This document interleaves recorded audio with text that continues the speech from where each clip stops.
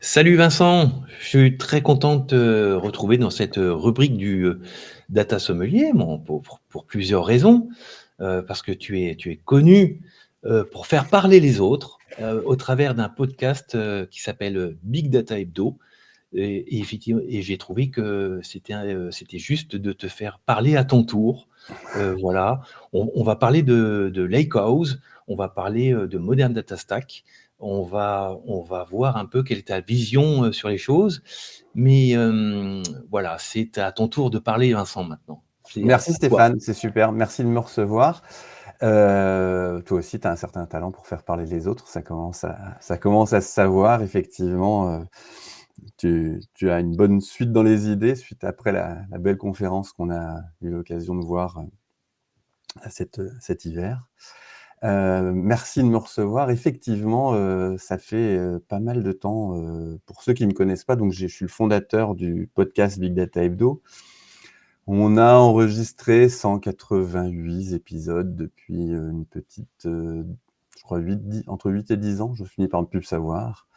Et par ailleurs, je suis le fondateur d'une société qui s'appelle DataTask et on construit une plateforme data dans cette société. Et puis j'ai repris, parce qu'effectivement, les podcasts me permettent de rencontrer plein de gens, de m'intéresser à plein de choses différentes. Et donc, j'ai repris le fait d'écrire récemment. J'ai réouvert un blog qui s'appelle Carnet Data, qui est sur substack.com. Et donc, c'est carnetdata.substack.com. Ça me permet d'exprimer quelques idées que j'ai sur les sujets, sur la transformation du paysage data. Et ce dont on va parler ce matin, là, ça fait partie du sujet, mes sujets de prédilection, puisqu'on va parler de Lakehouse. Et puis, moi, j'ai certaines convictions sur la manière de le faire pour qu'il soit léger et surtout très efficace, c'est-à-dire de pouvoir aller à l'essentiel très, très rapidement, quoi. Ben écoute, super. Moi, je te propose qu'on fasse un premier zoom sur notre environnement. Ouais, on n'est pas On, maintenant re- obligé de... on reprend un petit peu les fondations, l'approche, la documentation des Lycos, comment c'est conçu. Et puis, je suis curieux de découvrir un Ouais, petit tout à peu les fait. choses.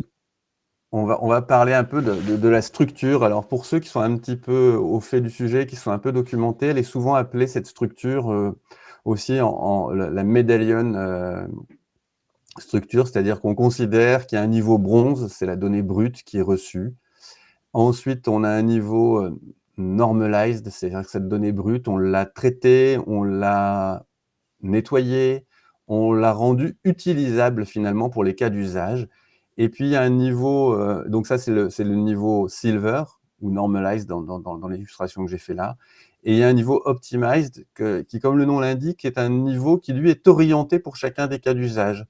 En ce sens qu'on ne va pas mettre la donnée avec la même structure si on est par exemple, dans une consommation pour nourrir un LLM, si on est dans une consommation pour nourrir une API, ou si c'est pour faire du reporting dans un Power BI, dans un dashboarding quel qu'il soit. Et puis, il y a un autre sujet dans cette convergence de données, c'est qu'on va aller chercher de la donnée de partout, et la donnée brute, elle est stockée dans le compartiment raw, et elle est historisée, c'est-à-dire qu'on peut revenir sur une version précédente de cette donnée. Et puis, quand on va arriver dans le compartiment normalized, ce qui va se passer, c'est qu'on va essayer d'orienter la donnée avec un ensemble de données, un dataset, pour chacune des grandes dimensions de business. Prenons un cas simple. Imaginons que dans votre entreprise, vous avez 2 systèmes de gestion de véhicules, c'est-à-dire un système opérationnel qui vous permet de savoir à quoi sert le véhicule, à faire des livraisons avec. Et puis, vous avez un logiciel de maintenance du véhicule. Vous allez récupérer 2 datasets qui, pour chacun, ont un certain nombre des attributs qui vont être rattachés au véhicule. Mais ce sont 2 datasets disjoints qui ont peut-être une clé de rapprochement qui va être l'identifiant unique du véhicule ou la plaque d'immatriculation, par exemple. Et donc, dans le compartiment normalized, on va fusionner ces 2 sources de données que l'on avait dans le compartiment raw pour en faire une seule vision unique où tous les attributs sont rassemblées dans une seule vision. Il y a des objets, véhicules. Et ça va permettre derrière de construire les cas d'usage et d'avoir une vraie unicité de la data qui est utilisée et de pouvoir bénéficier de tout ce que l'on connaît sur un objet, sur une dimension business dans l'entreprise. Alors Donc dans la terminologie, on parlait d'operational data store, à l'époque et puis de staging area. Donc, chaque exactement. tronçon étant, la représentation d'une portion des données transactionnelles, mais nettoyée, agrégée, ou enrichie. Ouais, tout à fait, tout à fait. Tu as pleinement raison par rapport à ça. C'est effectivement, on est quand même dans un monde où on réinvente beaucoup de terminologies, mais la finalité reste sensiblement la même, c'est-à-dire qu'à un moment donné, si on veut prendre des bonnes décisions, il faut converger toute la data dans un point unique.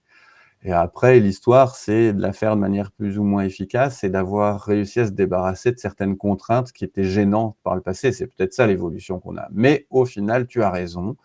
On est dans une logique où on va faire des choses comme on les faisait historiquement, c'est-à-dire de pouvoir avoir la donnée opérationnelle et puis d'avoir une donnée consolidée. Et d'ailleurs, c'est intéressant de regarder, une fois qu'on a pris ce concept de structure de lakehouse, de regarder un petit peu aussi les évolutions par rapport à ce qu'on faisait hier, notamment avec le data warehouse, c'est-à-dire que hier, quand on prenait la donnée opérationnelle qui est tout à gauche du diagramme et qui progresse jusqu'à pouvoir fournir des reporting ou des API, ben finalement, quand on avait un data warehouse, on concentrait avec de l'ETL, donc on avait aussi une logique assez classique de je prends ma donnée, je la transforme et je vais l'insérer dans le data warehouse pour la mettre en conformité avec un plus quelque chose qui était cette notion de caster la donnée de manière très forte dans un data warehouse, là où aujourd'hui on va être plus flexible quand même dans les démarches data lake et lakehouse. Et après de ce data warehouse, on extrayait cette donnée pour la mettre dans des data marts.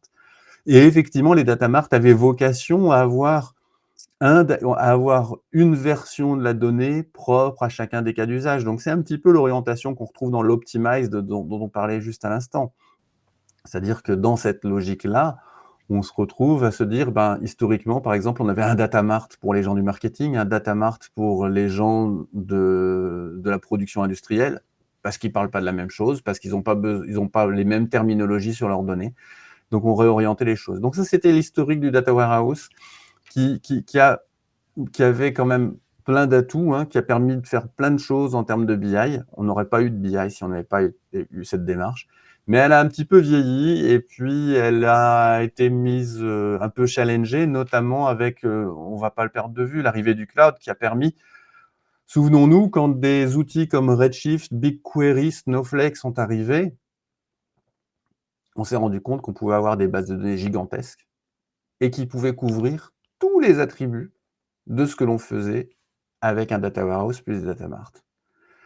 Et par exemple, on avait une capacité dans cette instance gigantesque très élastique, parce que c'est l'élasticité finalement qui a fait la force et qui a fait l'adoption du cloud, de se dire, ben, finalement, j'ai un énorme système qui est managé pour moi, dans lequel je vais pouvoir entasser mes données, qu'elles soient brutes, qu'elles soient raffinées et qu'elles soient optimisées pour différents usages. Et ça a permis quand même de déclencher plein de choses, non sans certains petits soucis qu'on verra un petit peu plus tard quand même, puisque on a comme toute promesse, je sais plus la formulation, les promesses n'engagent que ceux qui les écoutent, et les vendeurs sont généralement assez forts sur cet aspect promesse. Et puis il y a la démarche Lakehouse qui est arrivée, Data Lake / Lakehouse. Là, on serait presque dans du Data Lake plus Data Mart dans cette version-là que l'on a, qui était une version intermédiaire, qui a été la première version, qui était de dire finalement, plutôt que d'utiliser un énorme Data Warehouse qui coûte très cher, je vais aller mettre ma donnée dans un système de stockage beaucoup moins coûteux sur lequel je peux invoquer la ressource de compute pour transformer cette donnée. C'est ce qu'on a vu notamment. Celui qui a vraiment lancé cette initiative, on est un peu à l'époque d'Hadoop, qui a permis à un moment donné de se dire, ben, finalement, au lieu d'avoir un stockage extrêmement coûteux et un compute extrêmement coûteux et limité dans un data warehouse, je vais mettre cette donnée de manière plus brute et commencer à la travailler sur un paradigme qui est plus d'utiliser des fichiers dans lesquels on matérialisait des tables virtuelles. C'est ce qu'on faisait avec Hive, par exemple, pour continuer à faire du SQL au-dessus d'un data lake. Et puis, la donnée résultante, je la pousse dans un data mart pour qu'elle puisse être consommée par mes métiers qui ont été habitués à leurs outils. Et ces outils, finalement, c'est toujours le consommateur, c'est peut-être le truc qu'il faut le moins chatouiller quand on transforme, hein, parce qu'à un moment donné, le reporting, il fait tourner l'entreprise. On peut avoir des évolutions technologiques autant qu'on veut en amont. Si vous prenez le risque d'avoir quelque chose qui ne fonctionne plus, en termes de reporting, c'est un risque non négligeable et ça peut être un front de refus assez important dans l'organisation. Alors, on va refaire un peu d'histoire. Tu parlais effectivement du fait qu'on n'en serait pas là si on n'était pas passé par les étapes de Data Warehouse, Data Mart. Mais si on refait une petite parenthèse sur Hadoop, on n'en serait pas là non plus si Hadoop n'avait pas apporté cet écosystème. Et rappelle-toi, c'était dans les années quoi, 2013-2014, où cet écosystème Exactement. est né et a été absolument incroyable en termes de nouveautés technologiques. Et chaque mois, et j'ai l'impression de revivre avec l'IA ce qu'on a vécu il y a 10 ans. Chaque mois, il y avait une Oui. nouvelle librairie, un Oui. nouveau zoo, quelque chose. Mais ça a été la fondation de tout ce qu'on sait faire aujourd'hui, finalement. Moi, je garde un super bon souvenir de la dynamique qu'il y avait effectivement dans ces années-là. C'est quand j'ai commencé à construire des plateformes data pour des clients, c'était à peu près en 2012-2013. Et effectivement, on montait des clusters Hadoop. C'était un peu le Far West, hein, parce que, comme tu dis, on avait des problèmes. Et on vit, tu as raison de faire le parallèle, on vit la même chose avec l'IA, avec les LLM aujourd'hui, puisque en 2012, 2013, on montait, on avait des problèmes challenging à résoudre, et puis la nouvelle release qui arrivait quelques mois plus tard, paf, résolvait tous les problèmes qu'on a. Et ben, c'est la même chose qui se passe aujourd'hui, hein, avec peut-être une accélération quand même de l'axe de temps, une compression de l'axe de temps qui est encore plus forte aujourd'hui Exact. qu'elle pouvait l'être auparavant. Peut-être dû aussi à la ressource de compute qui est infiniment plus disponible que ce qu'elle pouvait être avant, dans l'ère pré-cloud, puisque le cloud, c'est aussi arrivé, la démocratisation du compute est aussi arrivée à ces moments-là. Et donc, aujourd'hui, nous, on voit plein de clients qui arrivent à la saturation de leur système traditionnel de base de données et qui ont des scénarios d'offload, justement, de ces bases de données énormes qu'ils peuvent avoir, en disant, OK, je vais prendre une partie de mes données, je vais les mettre dans un storage objet, et puis je vais ensuite, la donnée résultante, l'exploiter dans une base de données classique. Donc ça, c'est vraiment un schéma qui est presque, j'ai envie de dire, abordable pour tout le monde, parce qu'il permet d'avoir un changement assez souple sur le maillon, c'est-à-dire ce qui est accroché à droite de ce schéma, finalement. Et puis sinon, on a quand même la version, je ne vais pas dire extrémiste de la chose, mais la version totale lakehouse, c'est-à-dire que je dis, bon, bah, OK, 100% de mes données sont dans des fichiers, je vais être capable de faire de la transformation de données avec du processing type Spark dessus, je vais être capable de faire du SQL avec plein d'outils, et on verra un petit peu le panel d'outils qui sont disponibles là-dessus, pour pouvoir appliquer des modélisations SQL sur ces données, et ça restera toujours des fichiers, et je suis capable, en sortie de ça, de mettre à disposition cette donnée pour pouvoir faire une BI directement sur la donnée qui est sous forme de fichier. Et là, c'est un peu plus ambitieux. C'est un peu plus ambitieux et ça amène évidemment quelques challenges. Les choix ne sont pas faciles à faire. De toute évidence, il y a à un moment donné des trucs qui vont être dirigés par, on le sait tous, à un moment donné, il va y avoir un enjeu qui va être l'argent. C'est-à-dire qu'évidemment, si vous avez des capacités financières infinies, mettez toutes vos données, mettez vos centaines de térabytes de données chez Google dans BigQuery, chez Snowflake et autres. Et puis, peu importe, tout se passera bien, hein. Maintenant, si vous êtes un peu plus contraint d'un point de vue budget, je pense que c'est un peu notre cas à tous, hein, il va falloir trouver des scénarios un peu intelligents et c'est peut-être là qu'on a des opportunités en termes d'utilisation de technologie, quoi. Alors, on a la moderne data stack. Certains disent elle est dead, mais il y a quand même cet écosystème extrêmement actif avec de nombreux composants de stockage, d'ingestion. Et en fait, on va pouvoir continuer à utiliser les différents composants, les ajuster, les tuner et en faire des data platforms qui conviendront à des cas d'usage très spécifiques. Et Exactement. c'est là où tu as œuvré, ces dernières années à trouver, je dirais la bonne température et les bons composants, pour agencer, une Ouais, stack. effectivement, c'est pas, je dis toujours, il y a pas de pierre philosophale, hein. Il y a pas un truc qui va être capable de tout résoudre de manière inconditionnelle. Il y a évidemment des cas de figure où ce que l'on va montrer maintenant va pas être applicable.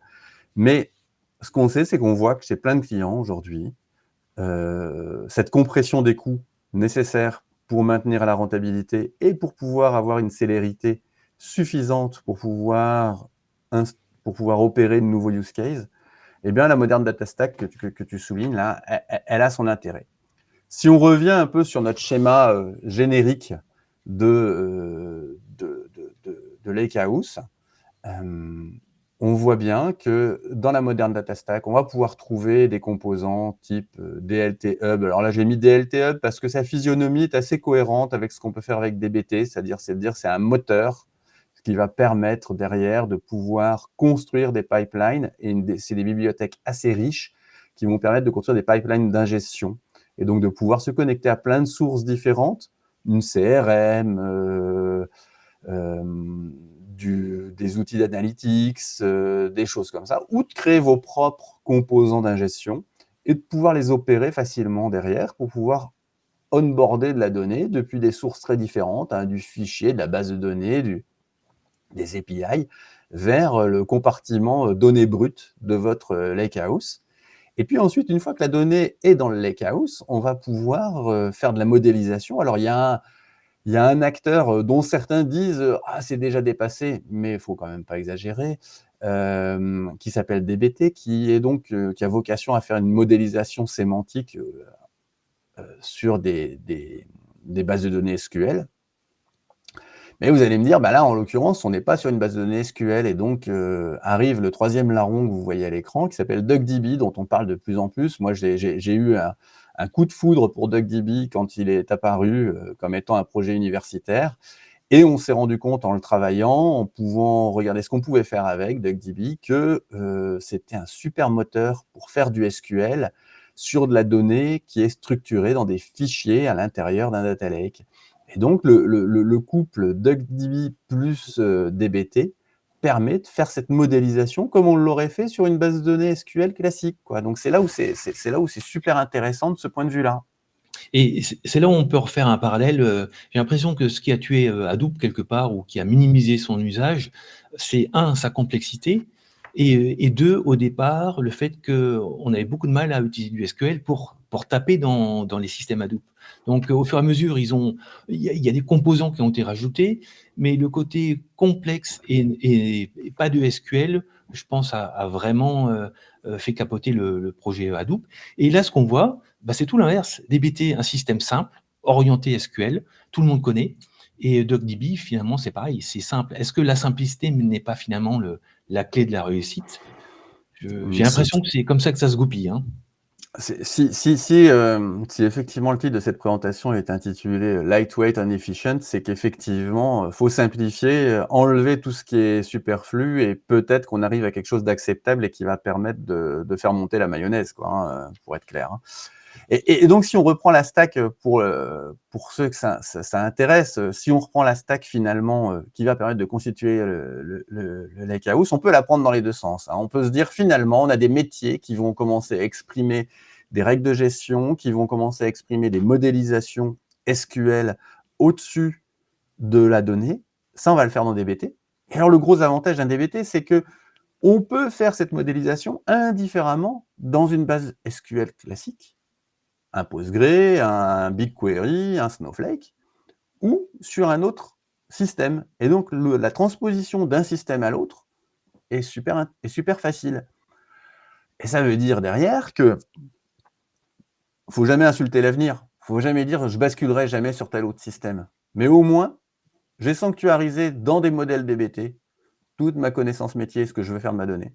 Et ensuite, je vais mettre en dessous des systèmes un peu différents pour pouvoir faire les choses. Et on voit des clients d'ailleurs qui ont une modélisation qui a été faite, par exemple, dans une base Postgre, et qui disent, bon, ce premier volet de la modélisation que j'ai fait, ce qui est plutôt sur la donnée brute, sur le raffinement de la donnée brute, ben ça, je vais le basculer dans le Lakehouse, et je vais garder la modélisation en sortie que j'avais fait, qui construit mes KPI, qui sont dans mes dashboards, je vais la laisser dans la base Postgre pour que ça soit utilisable.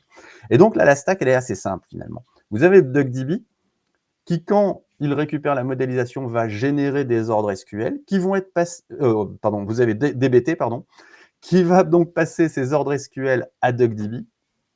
Et DuckDB, lui, va utiliser les fichiers parquets. Alors là, on parle de fichiers parquets, mais on pourrait très bien considérer les choses avec les formats un peu plus avancés, que sont les icebergs et Delta, et Delta Table, dont parlait dans une de tes précédentes émissions notre ami Victor.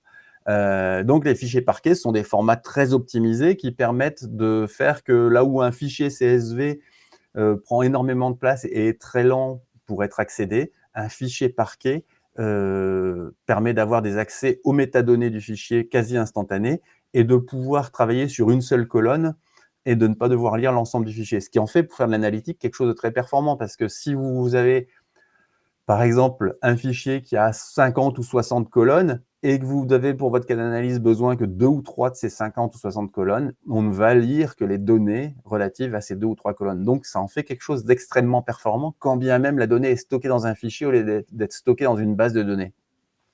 Et ça, on va pouvoir le stocker sur un stockage banalisé, type Amazon S3, mais tous les cloud providers aujourd'hui offrent du stockage objet qui a un coût performance, un ratio coût-performance par rapport au volume stocké qui est totalement imbattable. Et donc, c'est là où on va pouvoir se dire, bah, finalement, je stocke mes données sans limite et j'ai une capacité à faire plein de choses. Ce que je vous propose maintenant, c'est de vous montrer un petit peu à quoi ça ressemble quand nous, on le fait dans notre plateforme Datatask. Alors, Datatask, c'est une plateforme qui a pour vocation de démocratiser justement la capacité d'utilisation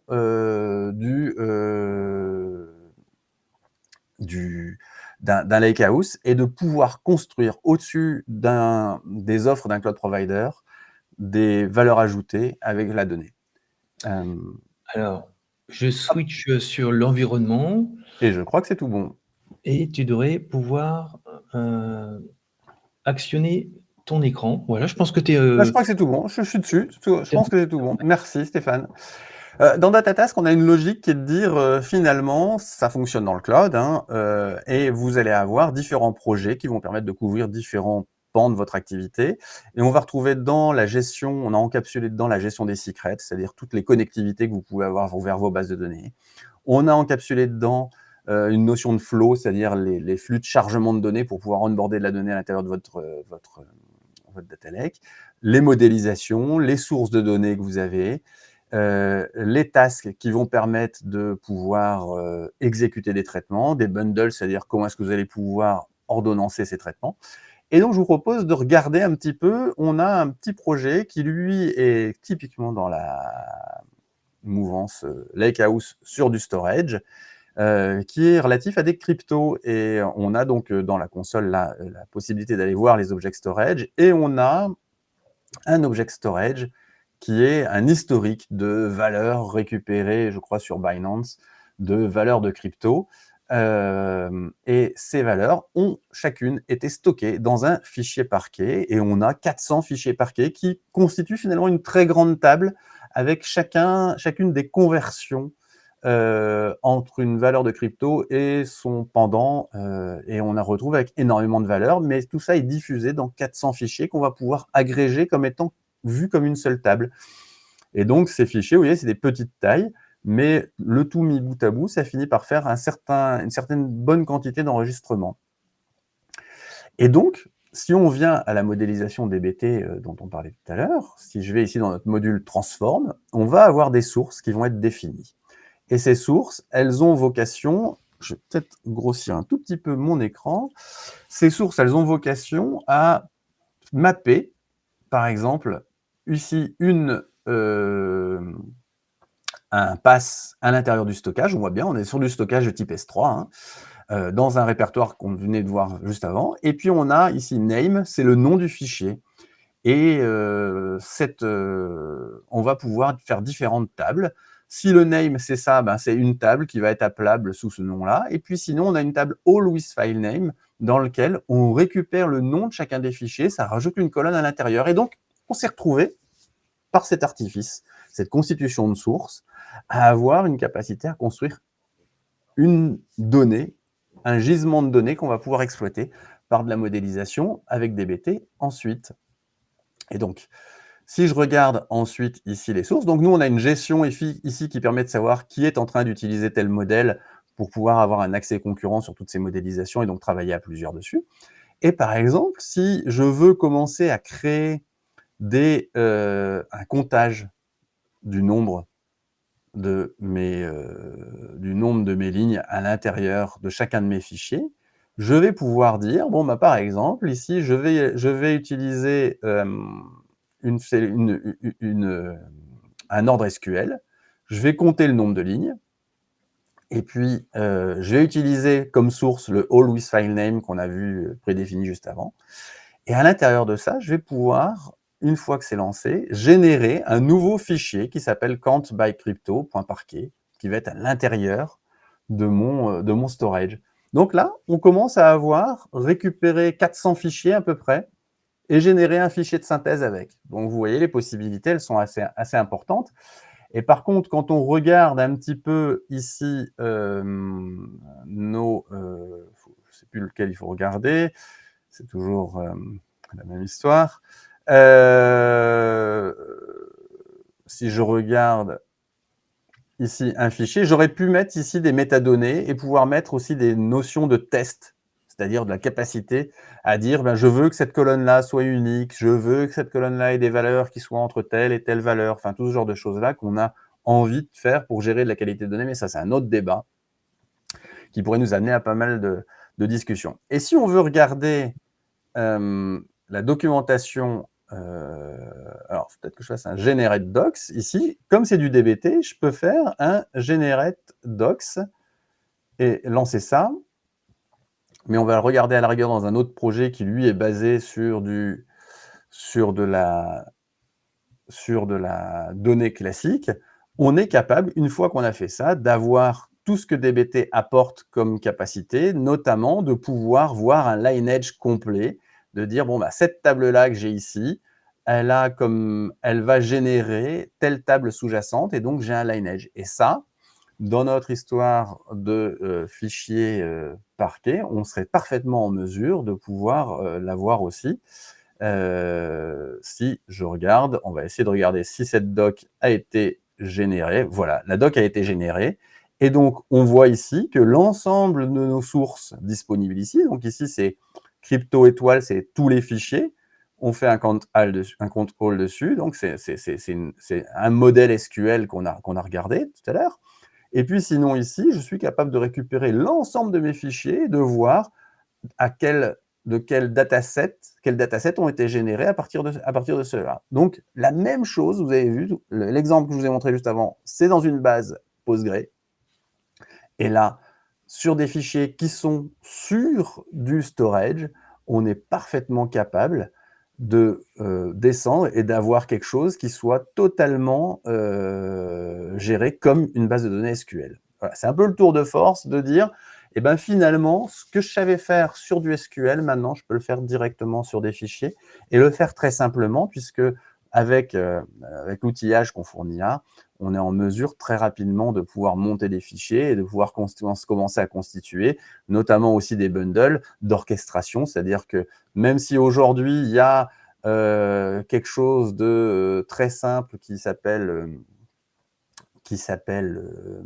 Airflow, qui a vraiment le vent en poupe, hein. Mais ici, si je veux dire, ben, finalement, ma transformation de données Je ne veux qu'elle se fasse qu'une fois que j'ai loadé l'ensemble des fichiers que je veux loader à l'intérieur. Donc, on ajoute une dépendance de cette manière très, très simple. Et ça, c'est quand même beaucoup, beaucoup plus simple que ce qu'on pouvait faire avec un Airflow. Donc on reste sur des technos, connus, DBT.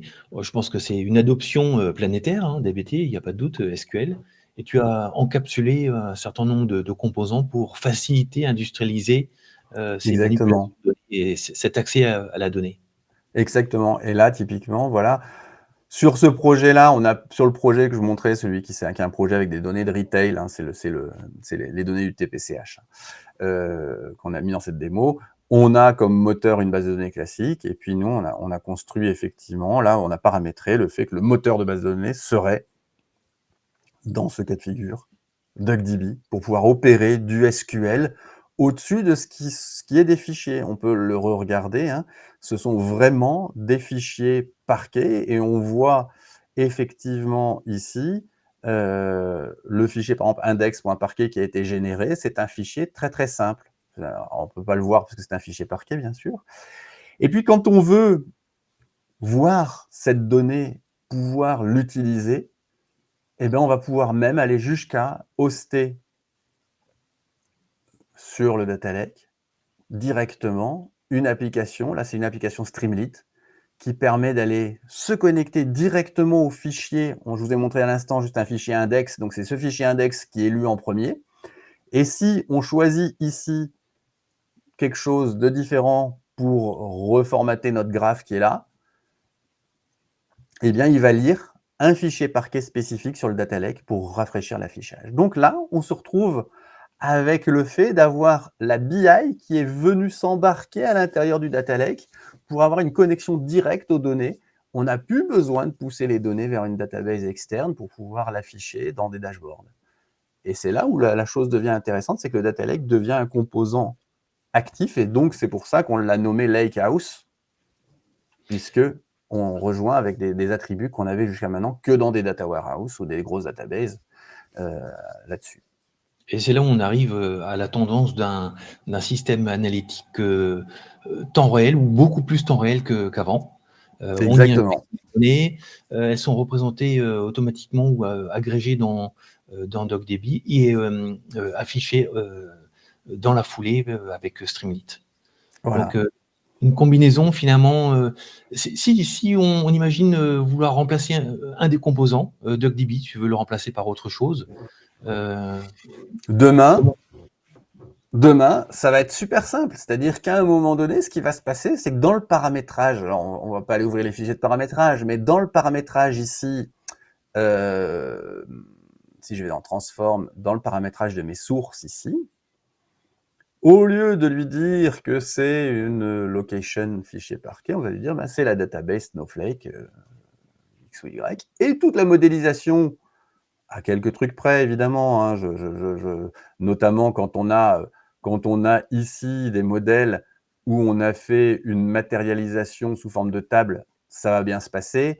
Quand on commence à dire qu'on veut une matérialisation, je crois que c'est celui-là de mémoire, qui soit en external vers un fichier qui est dans un storage S3, évidemment, Snowflake va apprécier la plaisanterie de manière assez modérée. Mais à ces petits détails près, ce qui est dans le SQL, quand il n'y a pas de spécificité sur cette notion de file name et ainsi de suite qu'on a généré, mais ce qui est dans le SQL va, dans une immense majorité, pouvoir être porté d'une database vers l'autre. OK. De toute façon, on en revient aux spécificités de chacune des databases qui, a son dialecte SQL, ses petites particularités, Évidemment, d'indexation. évidemment, Donc évidemment, on reste dans les évidemment. grands Ça classiques. reste du SQL. Ça reste du SQL. C'est pas un langage de modélisation comme un Malloy ou quelque chose comme ça qu'on aurait pu mettre au-dessus, un cran au-dessus, et dire on exprime tous nos modèles dans un langage de modélisation, et ensuite ce langage de modélisation il est transpilé pour faire le SQL classique de chacune des trucs. Alors par exemple dans les concurrents de DBT, on parle beaucoup de SQL Mesh ces derniers temps, qui lui a cette capacité à dire tu exprimes ta modélisation dans un SQL qui est le dialecte de Postgre, par exemple, Et il est capable, lorsque tu lui dis comme target d'aller le mettre sur un Snowflake, il va prendre les spécificités Snowflake et aller les pousser vers le Snowflake en parlant la langue Snowflake, quoi. Donc c'est clairement une feature un petit peu plus. Ça utilise une librairie qui s'appelle SQL Glot, je crois, qui est donc le SQL polyglotte. Et ça, c'est pas mal. Oui, et tu parlais de Malloy, c'est certainement une autre tendance à suivre, hein, une couche Peut-être qu'on d'assemblage. l'ajoutera dans la pile. Mais, Tout à fait. mais ouais, c'est évident. Mais je pense que tu soulignais tout à l'heure, hein, que c'est peut-être un truc qui a fait un petit retard à l'allumage lorsqu'on a commencé à transformer les paysages data. C'était le fait que le SQL n'était pas le choix de facto. Et je pense très sincèrement que oui, aujourd'hui. Et moi, je me souviens, j'ai été très militant dans les années 2012, 2014, 2015 pour dire, je faisais sur Hadoop, j'étais un aficionados du PIG parce que je voulais pas faire de SQL. Et en fait, c'était un peu se tirer une balle dans le pied. Le SQL reste quand même la lingua franca de la transformation de données, quoi. C'est-à-dire qu'il y a une immense majorité des gens qui sont autour de ce sujet de transformation de données savent faire du SQL. Et ne pas vouloir faire de SQL est un vrai danger sur plein de choses, je pense. On a retenu la leçon. Il y avait d'autres discours à l'époque qui disaient qu'effectivement, c'était une opportunité de ne pas faire du SQL et de voir les données autrement. Je me rappelle de certains discours de certains acteurs qui voyaient de l'opportunité, enfin une opportunité supplémentaire d'analyser la donnée sous un autre angle, en utilisant d'autres outils non SQL, en fait. Mais voilà, on a été Ce qui est très rattrapé. certain, c'est que SQL est quelque chose qui induit un certain niveau de complexité quand on a des choses. Enfin voilà, nous on a vu chez des clients des queries SQL, enfin des ensembles de queries SQL qui fonctionnent, qui sont un gros monolithe avec des queries intermédiaires qui font 500 lignes, quoi. Et là, tu te dis non, il y a nécessité à un moment donné de réingénierer avec autre chose pour faire ça. Et c'est certain que aussi la manière de laquelle SQL nécessite d'écrire la logique en fait quelque chose parfois de difficile à lire. Si c'est pas déjà, quand c'est le développeur qui a fait la requête SQL, qu'on lui demande de la modifier 6 mois après, c'est parfois un petit peu difficile. Alors quand c'est quelqu'un d'autre qui doit la modifier et comprendre là où a voulu en venir le développeur, c'est clairement encore un autre sujet. Et c'est là aussi où DBT amène un petit truc supplémentaire, c'est que ça permet d'obliger les gens à documenter, d'obliger les gens à embarquer de la métadonnée avec leur requête SQL. Et ça, c'est quand même un atout très fort en termes de maintenabilité dans le temps. Donc SQL toutes. Alors, je vois le temps qui passe, déjà plus de 30 minutes. Je reviens sur la scène des Ouais, slides. s'il te plaît, ouais. Donc voilà, tu as peut-être normalement récupéré la main. Et je vais vous parler très brièvement de pourquoi nous, chez Datatask, on essaye d'être différenciant. Et on a cette métaphore de l'iceberg finalement qui est votre projet data, c'est la partie émergée de l'iceberg. Et nous, la plateforme, on va fournir toute la partie immergée, c'est-à-dire les opérations, abstraire l'infrastructure, vous gérez votre documentation, vous gérez votre data quality, on aurait pu passer sur la data quality, vous gérez le monitoring des opérations. Donc ça, c'est plein de choses qui, quand on démarre un projet data, sont pas évidentes à voir. Et pour le coup, toute cette opération autour de la data requiert de pouvoir fournir des choses. On est relativement cloud agnostique, c'est-à-dire on est capable de tourner chez plein de gens différents, aussi bien les Américains, chez Google, chez Amazon, que chez des Français, Clever Cloud et surtout Scaleway, avec qui on a un partenariat très très fort. Scaleway nous permet typiquement de pouvoir provisionner des environnements, d'avoir un périmètre très large en termes de features. Je ne dis pas qu'on est capable de faire tout ce que l'on fait chez Google Cloud, par exemple avec BigQuery chez Scaleway, évidemment. On a un facteur d'échelle qui n'est pas encore là, mais on a, en termes de fonctionnalité, une capacité à faire vraiment beaucoup, beaucoup de choses. Et il n'y a pas à rougir sur le fait de se dire une offre française, c'est-à-dire du software français sur un code provider français, c'est possible, quoi, pour faire de la data. Il faut vraiment se mettre ça dans l'esprit. Ce n'était pas possible il y a encore quelques années. Et les efforts cumulés de plein d'acteurs, nous, les code providers qui ont fait des gros efforts en termes de qualité, font qu'on arrive à ça aujourd'hui. Et ça nous permet quand même... Tu l'as montré, tu l'as monté, hein, ça tourne, c'est opérationnel aujourd'hui. Ah oui, oui, on a beaucoup de clients en prod avec des environnements de taille très différentes, hein. Je veux dire, voilà, on a des gros médias nationaux qui utilisent notre plateforme pour raffiner toutes leurs données, donc avec plusieurs centaines de modèles SQL dans leur DBT, avec plein de choses, avec avec presque 100 téras de données. Donc ça, évidemment, on va pas se mentir, c'est chez Google qu'on le fait.